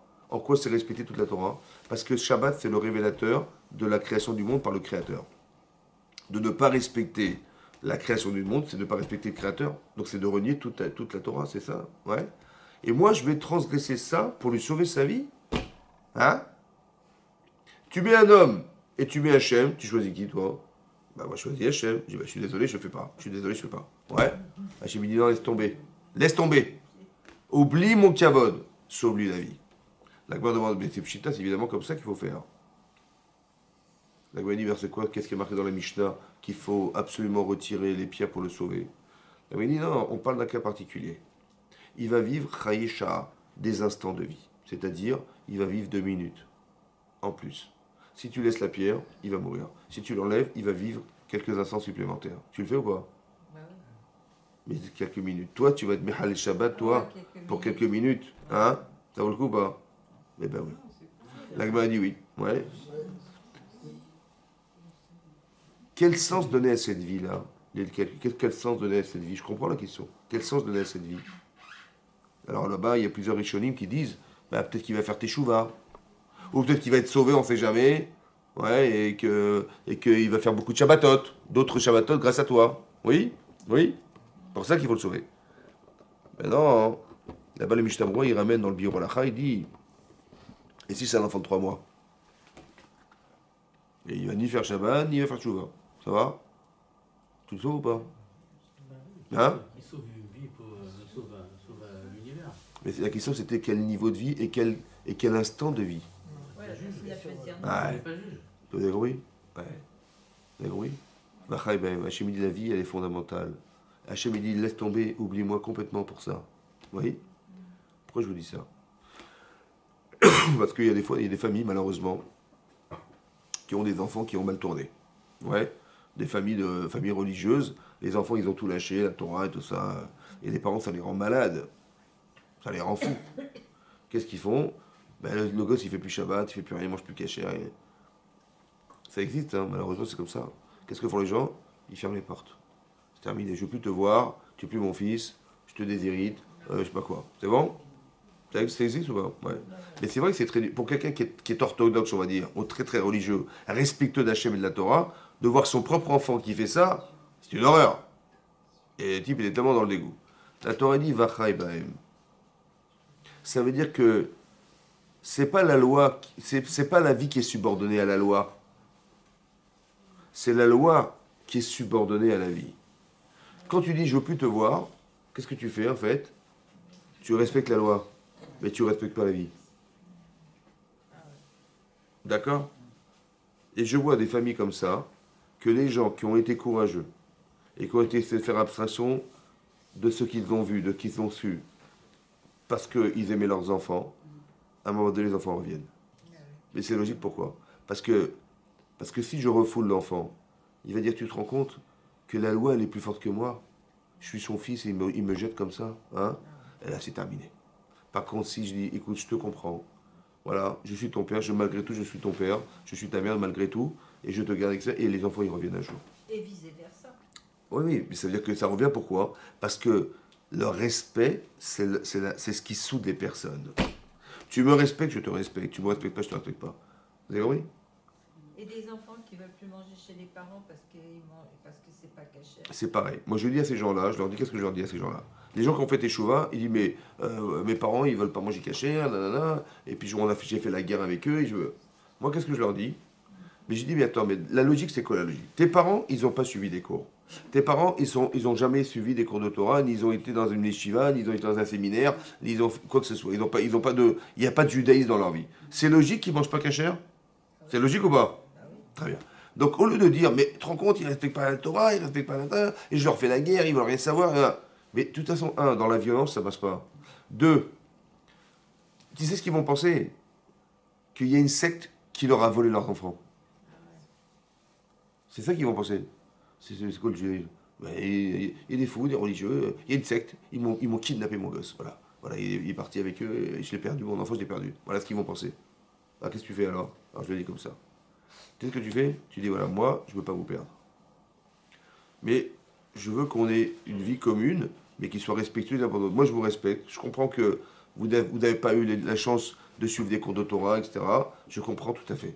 Mais écoutez, moi, j'ai aussi mes lois, j'ai mes règles. Alors voilà, voilà maman, voilà ma marmite, voilà je mange telle viande, voilà mes couverts, voilà les machins. Écoute, voilà, quand tu fais à manger, tu fais dans cette marmite et tu achètes la viande, cette viande-là et pas une autre, et pas la viande de chez, je sais pas quoi là-bas, de chez Christophe, et des trucs, voilà. Je te demande, voilà, voilà ce que je veux, ouais. Bon, il dit, ah, ok, ah, mon fils, d'accord, ok, bah, c'est comme ça. Mais on est ensemble, hein, on mange ensemble, on vit ensemble, il n'y a pas de problème. Ils font pas Shabbat, ils font rien du tout, hein. Mais je respecte. Qu'est-ce que fait la maman? Elle fait à manger, elle achète, bon, elle va acheter chez Christophe, mais elle prend la viande chez Cacher à Wottenberg, un truc, voilà. Et elle prend sa petite marmite, fait très attention, voilà. À un moment donné, elle se dit, bon, combien de temps ça va durer cette histoire-là? Elle dit, écoute, ouais, écoute, allez, laisse tomber, on va tout cachériser, ça va? Allez, on cachérise tout, et puis on va acheter que ta viande et tout, et puis... Mais pourquoi elle a fait ça? Parce que tu m'as respecté, alors je te respecte. Vous avez compris ça? Pour ça, j'ai fait très attention. Parce que pour le Yetzer Hara, parce que les balais de Chouva en général, c'est des gens qui sont, ils sont entiers dans ce qu'ils font. Et ils ne supportent pas la différence, ils supportent pas le contraste. Ils ne supportent pas le contraste. Alors, et ça, c'est le Yetzer Hara du Baal Chouva, ça. C'est pour ça que je lui explique, je lui dis fais attention à ça, parce que c'est toi qui vas perdre. Et tu perds tes parents et tu perds ta vie. Parce que tu as une mitzvah de respecter tes parents. Mais c'est pas ça comme ça qu'on respecte ses parents. Tu dis bah ils veulent rien savoir, ils veulent rien faire. J'ai compris, mais c'est pas comme ça qu'on fait. D'abord tu respectes, tu dis voilà, je reste avec vous, mais on va manger ensemble, mais voilà, de façon différente. Et à un moment donné, tu vois qu'elle va ça va la saouler d'aller là-bas, et de faire prendre la petite marmite et le truc. Et tu verras qu'elle va changer ta mère. Et ton père il va changer aussi pareil. Et c'est comme ça qu'on change des familles. Vous avez compris? Et quand c'est fait dans un esprit de logique, de Torah, c'est comme ça que ça se passe. D'accord? Parce que la vie est prioritaire sur la loi. La vie est prioritaire sur la loi. Comme c'est marqué, vous savez ce que c'est Sdom, la ville de Sdom, hein? Un, on n'avait pas le droit de faire l'hospitalité. Cette hospitalité était condamnée à mort. C'est un type, il invite chez lui quelqu'un et on le surprend en flagrant délit, on le flingue, direct. C'était interdit. Et qu'est-ce qu'ils faisaient ces gens-là? Ouais. Ben, des fois, ils recevaient des gens, des étrangers qui arrivaient. Il dit combien tu mesures? Ben, je mets 1m80. Ok, on va te faire dormir chez nous. Allez, viens. Et le lit, il mesure 1m60. Il dit, mais il est petit le lit. Il n'y a pas de problème, allonge-toi. Il prenait une scie, il lui coupait les jambes. Ben, il faut bien qu'il rentre dans le lit, c'est normal. Bon. Ou alors il mesurait 1m60, on lui donnait un lit de 2 mètres. Ouais. Il dit, vas-y, allonge-toi. Ouais. Il est trop grand. Allez, on va l'écarteler. Et on prenait des chevaux et on l'écartelait le bonhomme pour qu'il rentre dans le lit. Bon. Des gens très bien, des gens respectueux, des gens de bonne morale. Maintenant, Hachem, il dit, bon, il arrivait à un moment donné, il fallait détruire cet endroit. À la suite de quoi, il y a eu un cri énorme qui est arrivé au ciel. Quel cri est arrivé au ciel? Que l'autre, il avait une fille qui, en cachette, elle avait un pot de miel sur elle. En cachette, elle a voulu donner ce pot de miel à un pauvre. Elle a été attrapée en flagrant délit de Chesed. Ils l'ont pris, le pot de miel, ils l'ont déversé sur elle. Les abeilles sont venues, ils l'ont tuée. Et elle a crié au secours, et elle est morte. Et ce cri était insupportable. Et c'est ça qui a déclenché le fait qu'Hachem, il veuille détruire cet endroit. D'accord? Maintenant, il dit, je vais quand même pas cacher à Abraham que je vais détruire Sédom. Bon, mais c'est une manière d'inviter Abraham à prier. Et Abraham, il prie. Il prie pour quoi faire? Hein? Sauver la vie. Tu aurais prié pour sauver ces gens-là, toi? Hein? Si parmi eux il y avait des gens bien, on ne sait pas à l'avance, donc oui. Non. Si Non, il y mais avait- eux, tu les laisses crever. Il a dit, je prie, s'il y en a 5 qui ont sauvé la ville, s'il y en a... Sauver la ville, ça veut dire sauver qui? C'est les gens, Mais qui? Il était tout ceux qui sont purs, Mais où il est marqué pur? Non? Pas marqué, je sauverai la ville? dit juste. Non, s'il y a 10 justes, je sauverai la ville. Oui, ça. Mais sauver qui? Pas les tzadikim, hein. Il y en a 10. Sauver l'Archaïm. Oui, non. Tu aurais fait ça, toi? Je peux Dieu. Non, c'est Abraham. Abraham. Mais il faut comprendre ce qu'il a voulu faire Abraham. Mais tu as pris pour ces gens, moi je me dégoûte, j'ai même pas envie de... Ouais. Pourquoi il a fait ça? Comment? Vous avez compris ou pas? Pourquoi il a fait ça? Vous avez compris pourquoi il a fait ça Abraham? Non. Moi non plus. Non. Je vais vous expliquer pourquoi. Parce qu'un rachat n'existe pas. Un rachat, c'est un type qui a mal compris. Un rachat, c'est qu'il y a une philosophie de vie qui est fausse. Alors avant, il a dit comme ça. Laisse-moi 10 personnes par ville. Dis-moi 10 tzadikim. Et on va aller leur parler. Et on va les changer. Et tu verras qu'on va changer leur façon de penser. On va leur démontrer que c'est illogique ce qu'ils ont fait. Et tu verras qu'ils vont changer. Parce qu'un rachat, c'est un type qui pense mal. Ou qui est égoïste. Ou bien qui est ingrat. Ou bien qui n'a de centre d'intérêt que soi-même. Mais ça se corrige, ça. Ça va? Laisse-moi le temps et tu verras que je vais y arriver. Malheureusement, il n'y avait pas d'Itzadikim. Mais on apprend ici qu'avec 10 personnes, tu changes une ville. Mais ça prend le temps que ça prendra 10, 15, 30, 40 ans. On changera les gens. C'est comme Paris il y a 40 ans. Qu'est-ce qu'il y avait à Paris il y a 50 ans? Il y avait quoi? Il n'y avait rien. Mais avec les cours de Torah, avec les yeshivot, avec les synagogues et tout ça, bah, vous avez vu qu'il y a du judaïsme. Bon, Hachem, vous avez compris ce qui se passe? Mais c'est grâce à quoi? Mais parce que l'influence. Tu dis, mais les types, ils faisaient même pas Shabbat. Mais oui, c'est raison, mais regarde ce qu'on est devenu, bon, Hachem. Donc tu vois bien que ça n'existe pas un rachat. Donc qu'est-ce que dit Hachem? Il dit, Abraham, mais je vais quand même pas les cacher. Si j'avais trouvé quelqu'un, moi ce que je veux Hachem, il dit, mais c'est que ça change. Je veux pas les tuer ces gens-là, j'aurais tellement aimé qu'ils changent. Vous avez compris ce que ça veut dire? C'est comme c'est marqué, l'Agma a dit dans Brachot, ouais, que Rabbi Meir, il avait des voisins qui étaient des Rishaïm et qui n'arrêtaient pas de lui faire des problèmes. Et qui en avait tellement marre de ces gens-là, il priait pour qu'ils meurent. Comme ça, l'Agma a dit. Brouria, sa femme, elle a dit, mais qu'est-ce que tu fais là? Il dit, ben, je prie, j'en ai marre, je veux qu'ils meurent. Mais il dit, mais pourquoi? Il dit, parce qu'ils me font du mal. Il dit, mais tu plaisantes ou quoi? Il y a marqué dans Tehilim, Itamu chataim minaretz. Disparaîtront les fautes de la terre. Urshaim odenam. Et les Rishaïm auront disparu. Il n'y a pas marqué, ils vont disparaître les fauteurs. Et il n'y aura plus de Rishaïm dans le monde. Non. Il est marqué chataim les fautes. Pourquoi tu veux tuer les fauteurs? Il n'y a pas marqué les fauteurs, il y a marqué les fautes. Il faut que tu pries au contraire qu'ils fassent tes chouvas. Et tu verras qu'il n'y aura plus de Rishaïm dans le monde. C'est ça qui est marqué dans Tehilim. Il n'y a pas marqué il faut détruire les Rishaïm. Il y a marqué il faut détruire les fautes.